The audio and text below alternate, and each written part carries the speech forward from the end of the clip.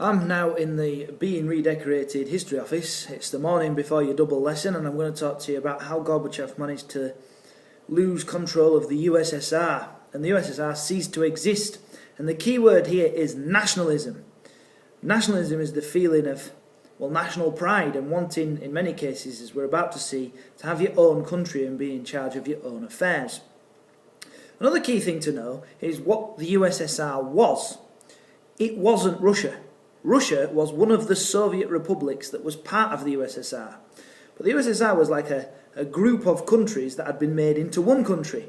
So you had Belarus, the Ukraine, Estonia, Lithuania, Kazakhstan, Uzbekistan, Moldova and Russia. These were all the USSR. And the problem for Gorbachev is because he kind of let go of control of Eastern Europe and allowed the Eastern Europeans to have these nationalist feelings where they got rid of their communist rulers. All of these countries which had been forced together to be the USSR, they had nationalist feelings in their own countries as well. They didn't want to be part of the USSR anymore. So the country started to disintegrate in front of Gorbachev. So we'll see what happened bit by bit. Now, one thing is that Gorbachev's glasnost and perestroika was quite a popular thing in terms of politics because it gave people a say, but the economy was not going well. So from the time that Gorbachev took over in 1985 until 1989, the national debt increased by $120 billion. So the economy was just heading towards an absolute catastrophe. And this is another reason why it was very unpopular and people felt we need to do something soon. First key event happened in the Baltics, which are three nations. If you look on a map where they are, they're right next to each other: Estonia, Latvia, Lithuania. They declared sovereignty. Here's a key word to write down: sovereignty. If a nation has sovereignty, that means they have control of their own affairs. So they're basically saying, we're independent, we're not going to do what you say anymore. And Gorbachev wasn't happy about this. This was the first step where part of the USSR tries to leave the USSR and the country starts to fall apart. But it didn't do anything to begin with, not until 1991. In February of 1990, across the Soviet Union, all the different countries, there were local elections, and it returned huge numbers of pro-independence candidates from these different countries: Moldova, Ukraine, Belarus, Estonia, Latvia, Kazakhstan, etc. You get the point. So Gorbachev could see right there in the election results, because he'd restructured and allowed these people to stand for election, that the people didn't want to be part of the USSR. And that included in Russia as well. The Russians were voting for independence candidates from the USSR. Russia wanted to be in charge of its own affairs.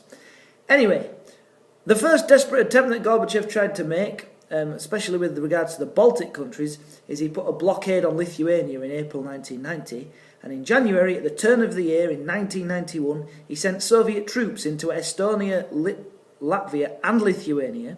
His excuse was that the army was looking for military deserters, people who'd run away from the army. Nobody was fooled, and the army was clearly there to try to keep control. They tried to take over radio and TV stations, and in Lithuania, people tried to stop them. And the result was 13 civilians, not Lithuanian soldiers or anything, civilians were killed, which caused a huge outbreak of demonstrations. So big, in fact, were the protests of all the people coming on the streets that the Soviet army was forced to withdraw.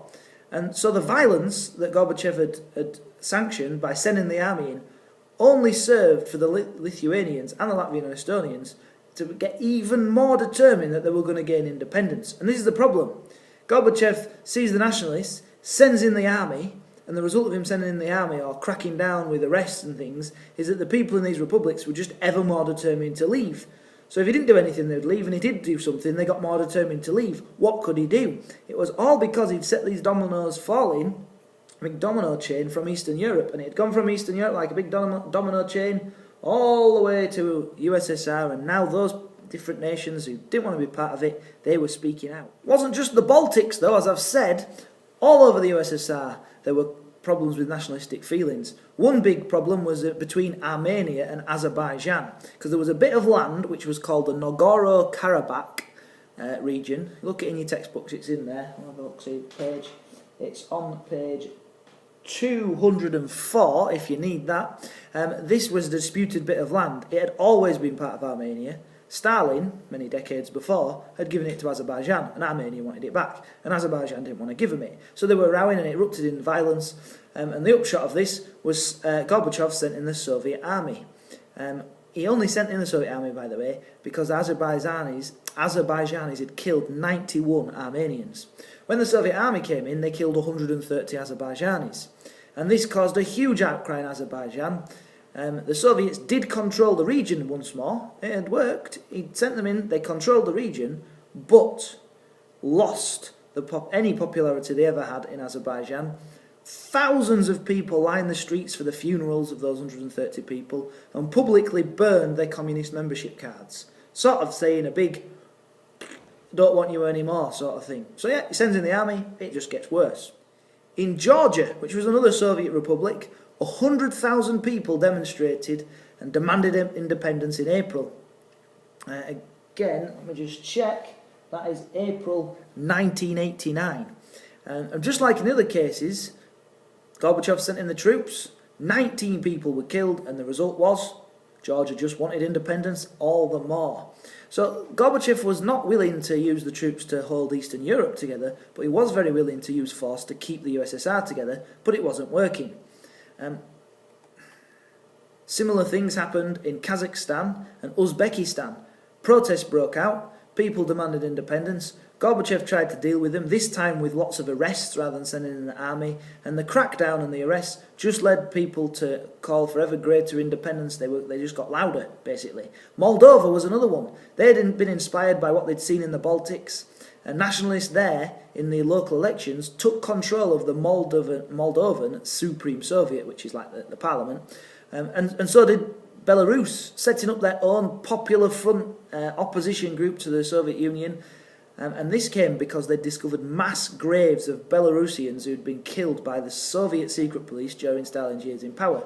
Because of Glasnost, these things became open knowledge, and so people were like, well, we don't want to be part of this anymore. And all these nationalist feelings, independence movements, they all want to get rid of being under the control of the USSR. They want sovereign power. Sovereign power. That's what they want. Remember that, write it down. Apart from Russia itself, the biggest blow to the Soviet Union was the Ukraine, because in the Ukraine they had their own popular front. They really needed the Ukraine. It was a really fertile area. It was quite a wealthy area. It was near Europe, which is a bit of a central position. And Ukraine were also demanding independence. And so to the big one, Russia. In March and April, check, it's down. In March and April of 1990, there were elections which led to reformers and nationalists gaining a majority in the Congress of People's Deputies, kind of like Parliament. Basically, reformers and nationalists got control of the Russian Parliament. Boris Yeltsin was elected chairman and effectively leader of Russia, leader of the Congress of People's Deputies.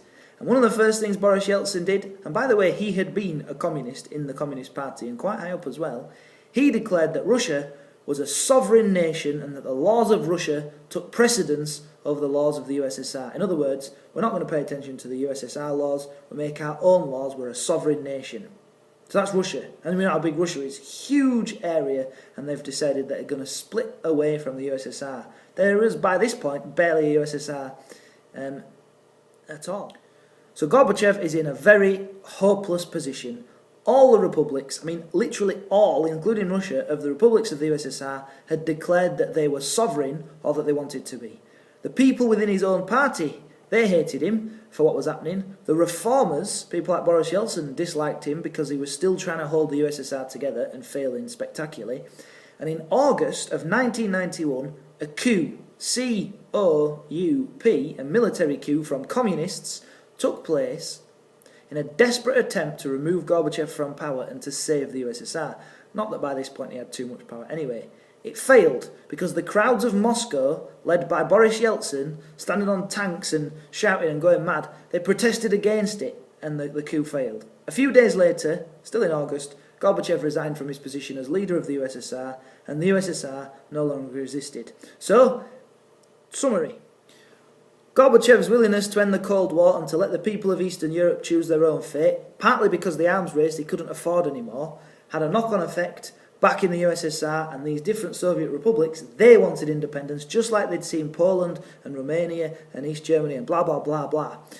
Gorbachev was also, don't overlook this, very unpopular at home. He was kind of a hero abroad. Like, you go to America, crowds cheering. In East Germany, there was like things on the Berlin Wall saying "Thank you, Gorby" and things like that. You see him on the internet. But at home, he was very unpopular. Remember, the national debt had gone up by $120 billion. Another little fact is that the gold reserves had gone from 2,000 tons to 200. The wealth of the Soviet Union was disintegrating along with the wealth of all these individuals with them. So there we have it, the disintegration of the Soviet Union. And you need to know that story. I'd say, listen, write down the story of what happened, ask me questions, and there we go.